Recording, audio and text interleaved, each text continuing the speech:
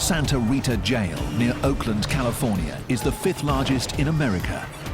Jail can be a world of violent gangs, hundreds of cliques that bring rivalries and vendettas from the streets behind bars. Here, San Mateo, some manual gangster, you know what I'm saying? For many, life here means making a choice: join a gang or live without protection.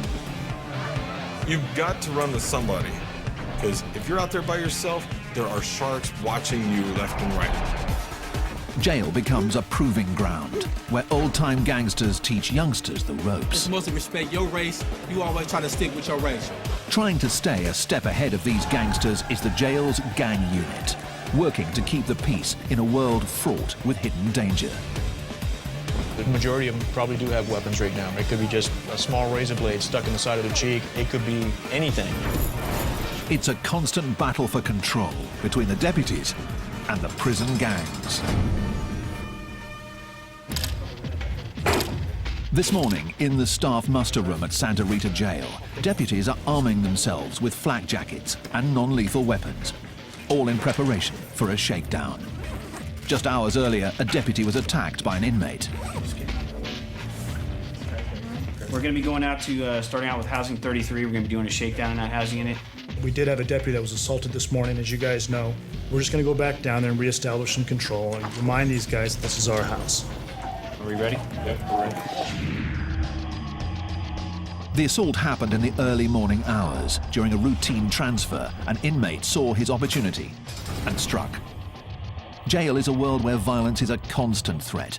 In cases like this, the response must be swift, measured, and decisive. And when deputies head out into general population, they have to be prepared. Inmates may resist or fight back. Each situation is different, and the jail must respond with the appropriate force and numbers. In the case of shakedowns, the element of surprise is key. East side, gentlemen, I need everybody on your feet. Do not go to your drawers. Get up, get dressed. Searches like these are a fixture of life here at Santa Rita Jail. But when a deputy is attacked, everything becomes more intense, and even the slightest show of defiance can get an inmate handcuffed. Turn around, put your hands behind your back. Stop. Let's go. The deputies search every cell and turn over every bunk. Their aim is to find contraband, like weapons, drugs, and alcohol. Already the search is getting results. They uncover dozens of containers of homemade alcohol called Pruno. Throw some sugar in there and apple juice, and then just tighten it up, and it just starts fermenting. It's the catalyst for a lot of fights. People start drinking, and they get that liquid courage, and then a lot of fights break out. We do this on a routine basis. However, if you're going to be that housing unit that today you're going to threaten our staff, well, we move you to the top of the list. And today, they threaten our staff. Based on an assault that took place this morning, we move them to the top of the list. More than 150 inmates will be searched today, yielding gallons of alcohol. But the fight for control here is never ending, driven by one simple fact. This is the 5th largest jail in America.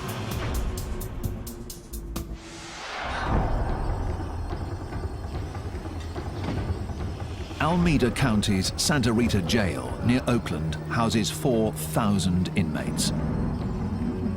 18 housing units stretch the length of the sprawling facility, a full half-mile from end to end. There are 2 wings. The east side has protective custody units and minimum security dorms that house more than 300 inmates. On the west side, maximum security inmates are housed in double-bunked cells, and administrative segregation units hold problem inmates on lockdown 23 hours a day. As many as 60,000 inmates pass through here each year, creating an ever-changing inmate population, and the threat of violence is always present. Heightening that threat is a stark reality. 40% of Santa Rita's inmates come from Oakland, and Oakland has a serious gang problem. Black down in the East Bay. A barrage of bullets. Another deadly shooting in Oakland. Got the 9. The gangs here have contributed to a violent stretch in Oakland. More than 100 murders 4 years running, and over 22,000 violent crimes. It all adds up to a steady stream of fresh arrests, headed straight to Santa Rita. Cuatrocientos 13 Eastside Sound, Shark Line. The streets of Oakland set the tone here, and roughly half of the inmates have gang affiliations and often bring vendettas and rivalries with them from the street.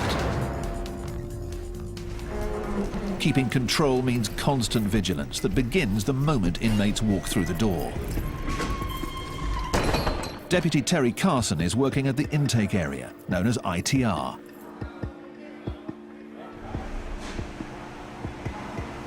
Have you been charged with any assaults on the police? No. Been charged with any assaults on other inmates? No. Carson interviews inmates to determine their criminal past, what sort of crime they're charged with, and what threat they might pose to other inmates. The information is used to classify inmates, and here in Santa Rita Jail, they are color-coded accordingly. Inmates given blue jumpsuits are considered medium security, posing a low threat. Yellow is given to those with heavy charges or a history of violence behind bars. Terrorist threats? Okay. Each one of these represents the year that you did in prison? Red means an inmate is headed to protective custody or administrative segregation. You remember what the case was at Central State Prison? Yeah. What was it? Barry, domestic assault, attempted murder. And when you were in San Quentin, how many points did you have? I made it level 4. You made level 4. It is classification born out of necessity, an attempt to keep the peace. It's that big wall 3, homeboy, that you knew. Barrio Pobre, Sureños, 831, Costa Central. With so many gang members at Santa Rita, making sure rivals are separated is key. You see somebody that's opposite, say Sureño or Norteño, opposite of you. If you're near Sureño, you better get off on that Norteño. That's all there is to it. That's the politics. And if you don't, we're going to do something to you. But new tensions between gangs can heat up at any minute. So the jail has created a special unit to track the ever-changing gang world. Terry Carson is part of the team, and so is Mark Schlegel. Together they make up the Gang Classification Unit, and their office wall is lined with one of the keys to understanding the gang world: coded artwork. You have a Kumi 415 over here. This is the Hells Angels, West Oakland. Oh, you got X4 Norte. Hidden in the drawings are important clues of affiliation, of rivalries, and of potential conflict. It's all part of a story that translates to the history written on the inmates themselves: tattoos. When these guys come across the counter, you'll see the same type of artwork on their skin. So they tell me a story. 14th letter of the alphabet, which is N, which stands for Norte. You'll also see 14 on white supremacist guys, but that means totally different. These guys don't put this stuff on a piece of paper or on their bodies without a reason or a story behind it. Decoding the story may be vital to keeping the peace here behind bars, but the gang unit serves an even greater purpose. They are building a record of each gang member, one that will follow them to prison or back out onto the streets. It's valuable intelligence that gets shared with corrections and police alike. But the challenge for the gang unit is daunting. There are hundreds of cliques and gangs in California, and on any given day, behind the walls of Santa Rita, many of them are represented. You got Border Brothers, you got everybody, Paisas, blacks, whites. If enemies are housed together, violence will follow. And right now, in Maximum Housing Unit 6, is a graphic reminder of that reality. Crime scene cleanup is already here, removing the remnants of a violent fight that started just hours earlier. Yeah, we had just opened the doors for dinner feeding. An inmate ran down here from cell 14, entered the cell, attacked the other inmate, had a razor blade attached to a short piece of plastic, tried to slice him on the facial area. The injured inmates have been taken to medical, where the attacker may face charges for assault. It's still unclear whether the fight was gang-related.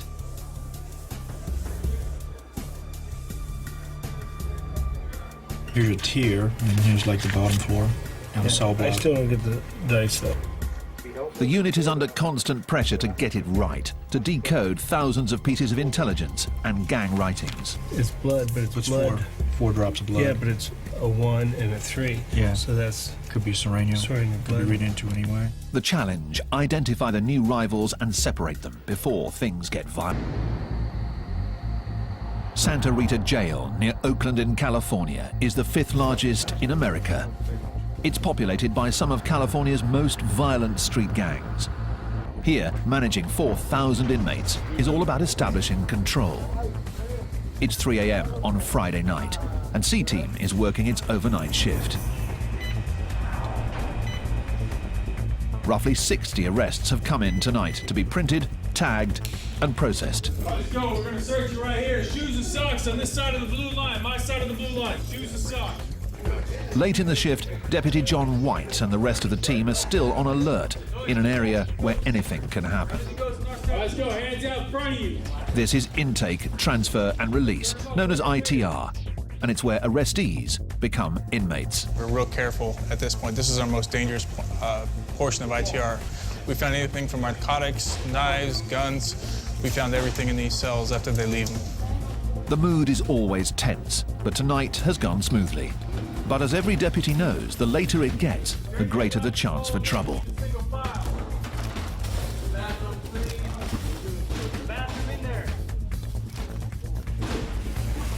We're roughly 10 hours into our shift right now. Every minute, every second, you have to be attentive to all your surroundings. Around the corner in the pat-down area, that vigilance pays off when an inmate makes a move at a deputy. The response is quick, measured, and designed to make one point clear. This is jail. We have to set the tone because they come across and they're not fully acclimated to being in custody. They don't realize they are not in control anymore. This individual that came across, he's intoxicated. They came across, we attempted to search him. He became combative. So for our safety and for his safety, we went ahead and we restrained him, brought him back to the back. It happens every night. Don't kick me, dude. The alcohol does funny things to people, and unfortunately, this is where they usually end up. This inmate will sober up in a back tank of ITR. By night, it's a quiet corner for problem inmates. But in the morning, the mood changes radically as ITR transforms into the bustling hub of the jail.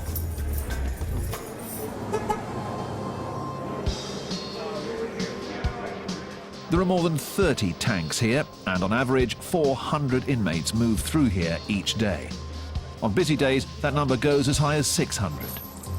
Every inmate on their way to and from court, headed off to prison, being processed or released, comes through these halls. Gentlemen, make room. We'll be leaving shortly. Control is key here, but can prove difficult in an area where the deputies are outnumbered.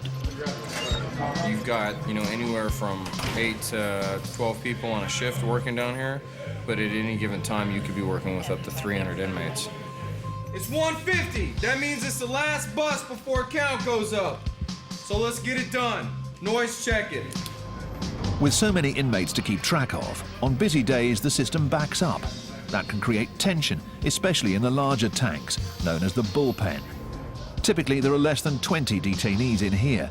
When deputies fall behind, that number rises, and the bullpen heats up.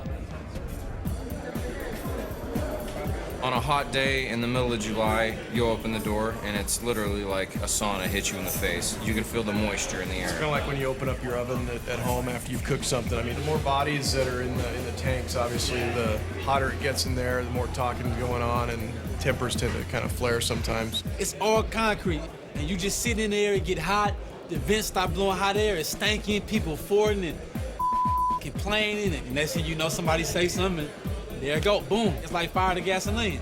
That's all it takes, you feel me? Open holding tanks are used at jails across the country. With a mixture of inmates all on edge, the atmosphere is tense and flare-ups are imminent. Away from the deputy's view, fights can break out at any moment and escalate as other inmates within the tanks become involved. Stand by, gentlemen. I'll be right back. The ever-present threat of fights keeps the pressure on the ITR staff. Inmates can't avoid the bullpen, so it's vital that the deputies get them out or back to the cell houses fast. Does everybody know the rules? As the day comes to an end, Deputy Scott Brandon moves more than 60 inmates back to the units. Right shoulder, right wall, single file line. The second rule.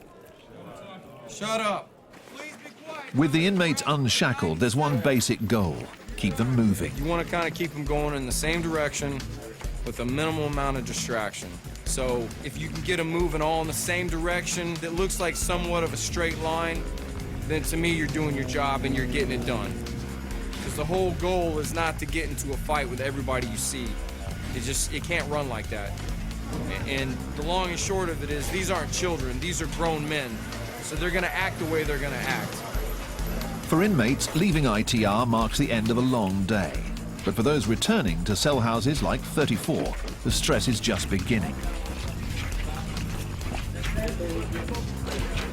Walk and get you talk some gators, close the book. Won't you take a closer look? Closed casket pressure cook. And I'm the peer pressure that your teacher talking about. Toss go off the tier to teach him not to run his mouth. And I'ma run with it. There are 328 inmates here, the maximum allowed, and just 2 deputies overseeing them all. During free time like this, known as pod time, it's loud, crowded, and governed by a code set by the inmates themselves. Inmates like Chris Card. It's mostly respect your race. You always try to stick with your race, you know what I mean? In this particular pile, we got the black hole where we sitting at. From this bunk on down, we try to keep it all African Americans. And toward the middle, the other diversities, they break up into different sects, you know what I mean? It's a separation that is stark and visible throughout the cell house, a racially divided world that inmates believe promotes the peace. Yet the racial divide here hides a more deep-seated separation. In this dorm, as with most cell houses here, the gangs are watching. Every table, every staircase, every phone is territory to be marked and held, much of it claimed by the dominant gang, the Norteños, who have their own bylaws and codes, rules followed by former gang members like Lucky. Everybody has a role, okay? It's like a body, you know? Like, everyone has a role in the gang. Everybody does. Because no matter if you're way up here or way down here, you're still contributing something. Say that there's a cell right here, okay? And this door opens 27 times a day. My job is to be in this cell and watch that door. And I jot down every time that door opened, okay? That's my job. I'm part of something. I am doing something. When you're in a gang, in a Norteño gang setting, it's by law you work out. If you don't, you will be disciplined and you'll be dealt with accordingly. That's the way it is. The gangs and codes here provide a structure, making it both a jail and a recruitment ground. Though inmates claim that segregation keeps the peace, fights do break out. And when this happens, it's each race and each gang for themselves. Me, my understanding, all my we gonna rock. If it go down, we gonna rock. Ain't no hands down, no question about nothing, man. If it kick off, man, we finna get on top of your helmet, man. Straight up, take no prisoners, cause you ain't about to, I'm not finna go home in no bag.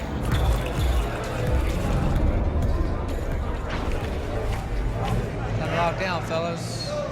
Let's go, fellas, lock down! After 3 hours, pod time comes to an end and the inmates head back to their cells. The deputies walk through each of the tanks, where 36 men are double bunked behind mesh for the night. They confirm that all are present and accounted for and perform a final spot check for any contraband. In dorms like 34, the numbers are heavily in favor of the inmates.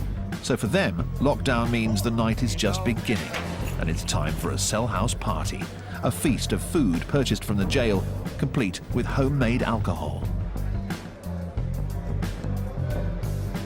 We can't let the police see this right here, man. This right here, man, knock you on your Tonight we making gumbo, oysters, chicken, tuna, rice. We all put in, you know, I mean, we eat like kings in here. The city of Oakland, California, has one of America's highest crime rates, with more than 100 murders in each of the past 3 years. Police are investigating Oakland's third murder of the weekend. 40% of Santa Rita's inmates come from Oakland, and many of them are in gangs. It's the first stop for the accused on their way to trial. But with thousands of repeat offenders coming through the door each year, it also serves another purpose. Santa Rita is like a training ground for prison. On the jail's east end, Dorm 34 is heading outside for a weekday ritual. Yard call. All 328 inmates are out together, and while it may seem like a time for recreation and games, there's much more going on. than meets the eye. From the guard tower above, deputies Mark Schlegel and Terry Carson of the Gang Classification Unit look on. Being able to sit up here and watch people work out in the yard, you can see if there's tensions going on, who's got some authority and who the bodyguards are. As you look down here, you can see that all our Northern Hispanics are down here at the end of the yard doing their workout program. Push-ups and all the different types of exercises they got going on, and then talking about business at the same time. And they're positioned in certain places to keep an eye out of what's going on, you know? If you look down there, you see a guy, he's all by himself, standing by them pull-up bars right down there. See how he's standing there with his back to them guys working out? He's standing guard. The yard is all about territory, different gangs carving up their own sections, their own turf. Norteños control the handball courts, black gangs rule the basketball court, and other Latinos on the volleyball court. The yard has a strict set of rules set by group leaders. What you have is you have every faction out there. You have Black, BGF, Blood, Crip. You got the Northerners and the Southerners. You got Whites. I don't want to deal with nobody else, no other race. They're not going to get in my way. You're not going to step on my game. You know, that's it. You stay on your side of the grounds. I stay on mine. You cross my ground, it's over. You know, I will kick the yard off. I don't care.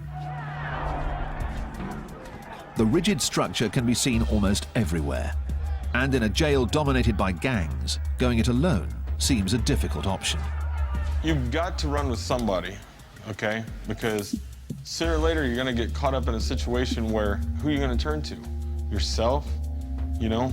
Because if you're out there by yourself, there are sharks watching you left and right. They're gonna come try to use you. They're gonna come try something to get over on you. That's how it works. And these guys, I would say a good majority of them probably do have weapons right now. It could be just a small razor blade stuck in the side of their cheek, or it could be, you know, a toothbrush that's sharpened down in their sock.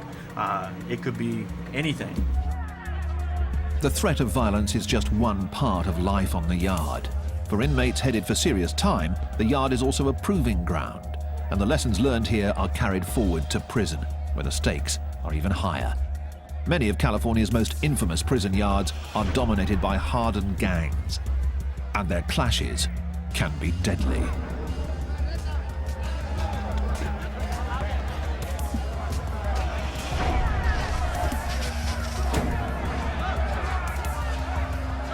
Even in this seemingly chaotic environment, the rules of engagement are strict and clear. Whoever's having the issues against each other, their channel or their shot caller will come and let you know, hey, back the up for a while, we're going to go get off.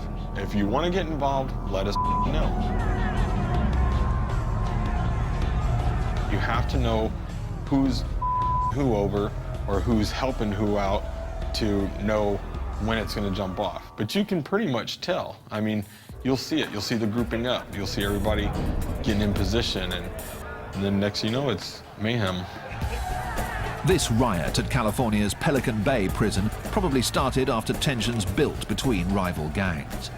The conflict lasted for more than half an hour as corrections officers tried to regain control. In the end, more than 20 inmates were injured.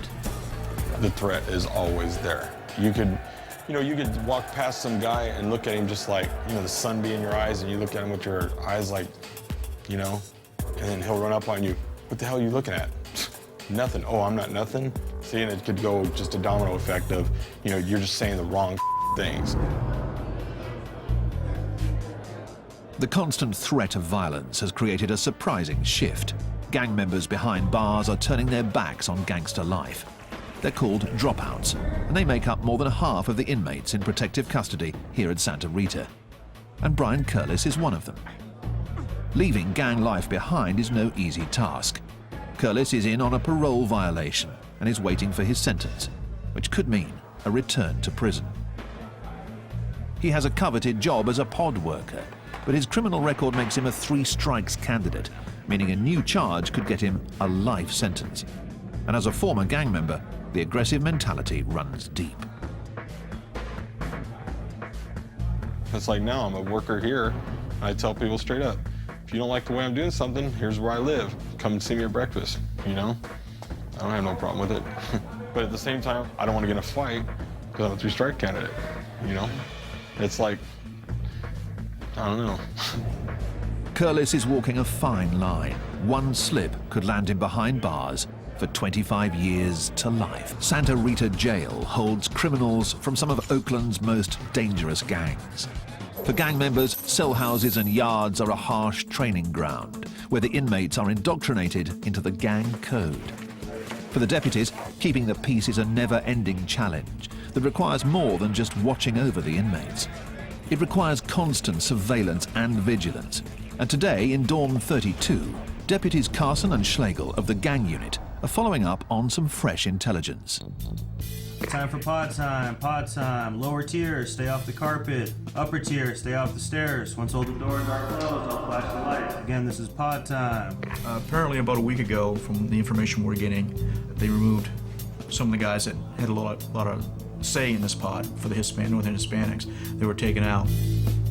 And during that time, that kind of, you have a void there, so there's always going to be a little power struggle within the group to say who's going to step up and call the shots. In the rigid gang structure behind bars, the shot caller is the one in charge. He runs the dorm, decides who fights who, but he also keeps the peace. Without him, even more fights could break out. So the gang unit is trying to figure out who is stepping up next. Figuring that out can be tough in this constantly shifting environment. One of the things that they do as leaders is to help train everybody else that's coming in here, or make sure that people understand, you know, the structure in there. This is a county jail. When you're in the county jail, it's not like we're in prison where people are in there for years at a time. They're in for short periods of time, and so there's a lot of turnover and there's a lot of people coming and going. That constant turnover is one of the key challenges to keeping control here. Santa Rita sees nearly 60,000 inmates each year from all over Alameda County, so rivals from the street can easily end up housed next to each other, and that can spell trouble. Just as the jail is constantly looking to classify any incoming gang members, the gangs themselves have their own strict classification process. And just like the jail, it begins from the moment an inmate walks into a new cell house. When they come in, they have to check in, and when they check in, they have to give, from the time they started coming into custody of the first crime that they ever committed to up until now, they have to list each and every crime that they committed, where they went, where they stayed, what state prison they were in, who this cellie was, and all that stuff. So they have to have that track record there. It's like writing up their resume. These gang resumes are compiled on notes and are the key means of communication between the gang members. The writing on the note is tiny, called micro-writing, and some get moved throughout the facility and checked out for intelligence on new inmates. Information flows from one end of this facility to the other end of the facility on a daily basis. And the reason why it does that, and our central location, a point is, if they want to get information out, they can put it on laundry carts, they can put it on our food carts, and go back to our kitchen area, which our minimum inmates work. And if they want to get information for, say, Housing Unit 7, the worker can go out there and put it onto a food cart or a laundry cart. It's an underground background check, a poll taken of the inmates in the jail to see whether a new arrival checks out and can be trusted. If a new gang member checks out, he assumes his role in the gang structure. If the information doesn't check out, the consequences can be severe. And over in the muster room for the maximum security side of the jail, a unit is gathering for an urgent mission. A deputy has intercepted a note that contains hints that there's a weapon in Housing Unit 7. And there's additional intelligence that an attack is in the works. One of the guys in B-Boy Pod is saying that they have a weapon, one RB constructed into a tomahawk. We're assuming RB is a razor blade. So that's kind of what we're going to be looking for. It could have been passed from B, obviously anywhere in the house. We're going to do A, B, and C pod as a search. In addition to rumors of a weapon in the dorm, the note lists the names of some Norteños housed there. I have a list here, A, B, and C pod of some of the Norteño known and just known affiliates. This dorm is the target for today's raid. Finding the weapon is the mission. It could be tucked in a book, could be anywhere. It could be a mattress that's sliced open, stuck in the foam, you know, anywhere. So we want to make sure we do a good job, especially with the northerner cells. We'll just go in, do our job, get it done. The team moves out to Housing Unit 7, where the inmates are already on lockdown. When the deputies arrive, the water is shut off to prevent anything from being flushed down the toilets. We're ready. Put on your shirts, step out. An operation like this relies on speed, getting all of the inmates out of their cells before they have a chance to destroy evidence. Pull your shirt down, pull your shirt down. Pull your shirt down. Those who buck the system are immediately removed. Once out, the inmates are patted down and then placed in holding areas as the search begins.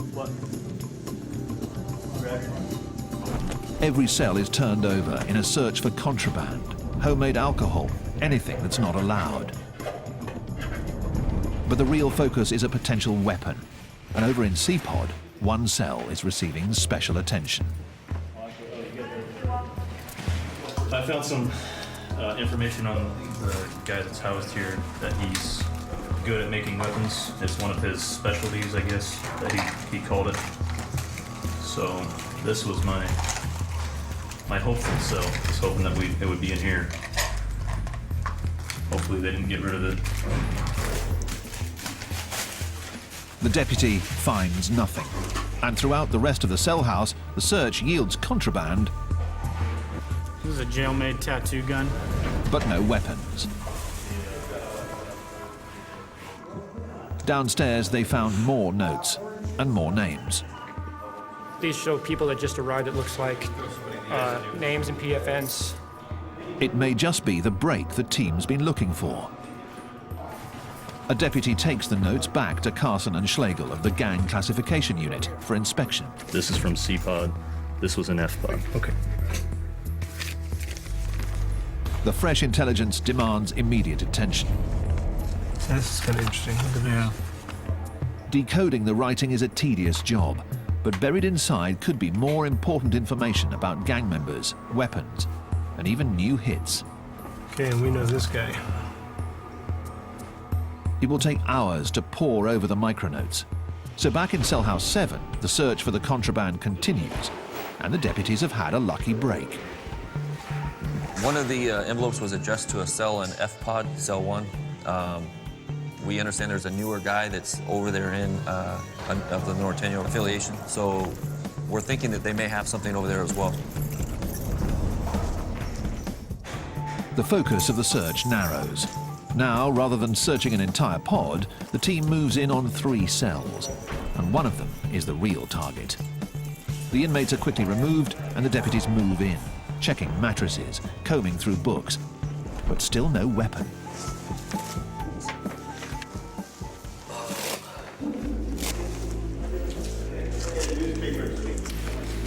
Out in the common space, a deputy spots something wedged under the television.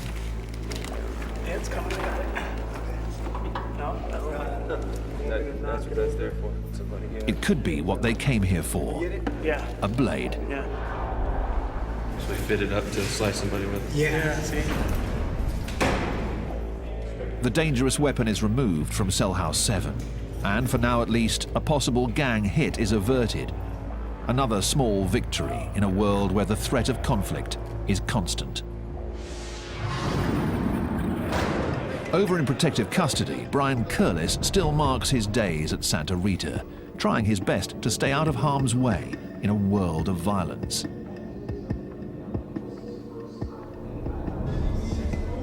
Curlis is on a parole violation, but has turned his back on gang life. It's a decision that makes him a constant target, even here in protective custody. I don't think you're any safer here than you are on the main line. At any time, anything you do, you sit at the wrong table, you use the wrong shower, it could get you hurt. Gang members despise dropouts. They are traitors of the highest order. That makes them targets wherever they go, especially behind bars, where gangs set the unofficial rules. While gang initiation is often violent, getting kicked out is even worse. It's called a removal, a quick but violent act where a gang member slices another in the face with a weapon. The slice leaves a permanent mark and lets other gang members know that the target is a dropout, what they call no good. I've seen people get their face sliced open, have their ear knocked off, all the way across. To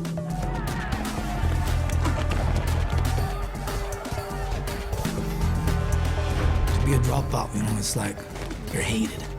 You're hated a lot. People literally 100% want to kill you. By being placed in protective custody, the dropouts are already marked by the red jumpsuits they wear. So far, Curlis hasn't been attacked, but anything's possible in jail. It's something you got to deal with, you know? As you get older, you get wiser. If somebody starts assaulting me, I'm going to fight back. You know, I'm going to defend myself to the fullest. You got to be stronger than the average person around here. Curlis will soon find out his sentence. Until then, he's constantly on edge, always looking over his shoulder. Santa Rita Jail is a revolving door for some of Oakland, California's most violent gangs. An estimated 30,000 people with gang affiliations come through here each year, and deputies are always on their guard, always looking out for conflict. In intake, transfer and release, the day is just getting underway. A dozen deputies start their daily routine, moving 200 bodies through these halls. Gentlemen, we're gonna move down to the nurse. Remember our discussion. The quicker you guys do it, everybody cooperates, you get through fast. Terry Carson of Gang Classification is on his post at the front end of the system, screening the new intakes, trying to figure out whether they have gang affiliations and where to put them. Remember these street gangs? No. None? Any tattoos? No tattoos. Nothing. Nothing on your back? Nothing. The process of classification here is never-ending. It's a process designed to keep rival gangs separated and violence from breaking out. Despite their best efforts, clashes can happen at any time. Clashes that escalate as staff step in to break them up. Out on the maximum security wing, in Housing Unit 4, a deputy has been caught in the crossfire while breaking up a fight between 3 suspected gang members.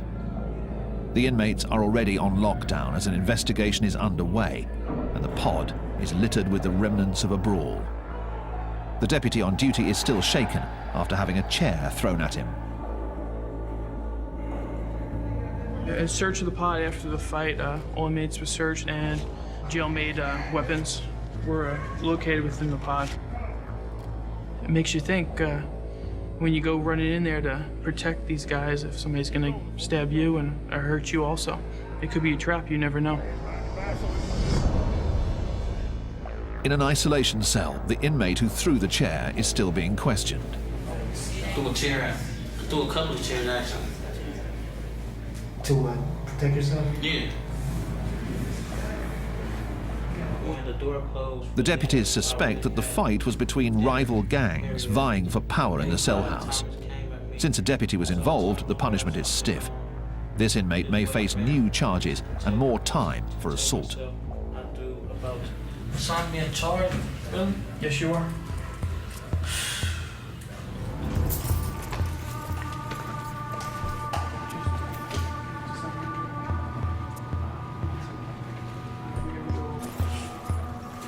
New charges are something that every inmate dreads. They can mean more time behind bars.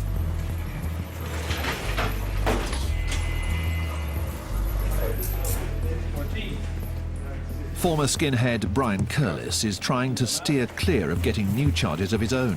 He's shipping out of Santa Rita, headed back to prison. Leaving jail behind means returning to a world where the convict code runs even deeper. As a gang dropout, he'll face challenges daily. But as a 3 strikes candidate, those challenges could have serious consequences.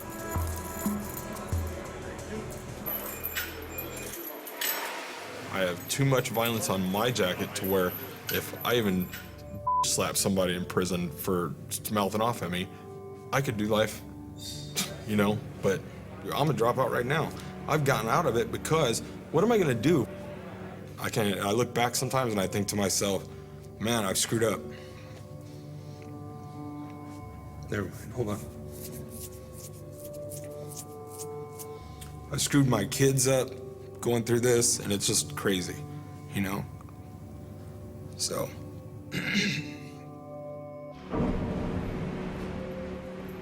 Curlis's sentence is 250 days. 250 days to toe the line and steer clear of fights. If he fails, it could mean a life sentence. The prison bus leaves, signaling the end of another day. Back in the cell houses, the evening brings with it a familiar sight. Deputies have formed a squad and are making their way across the yard. It's another shakedown, another attempt to remind the inmates of who's in charge. The battle for control between gang members and deputies never ends. Join cops patrolling the drunken states of America in a brand new look at US binge drinking next Thursday at 9. Stay tuned for Seconds from Disaster.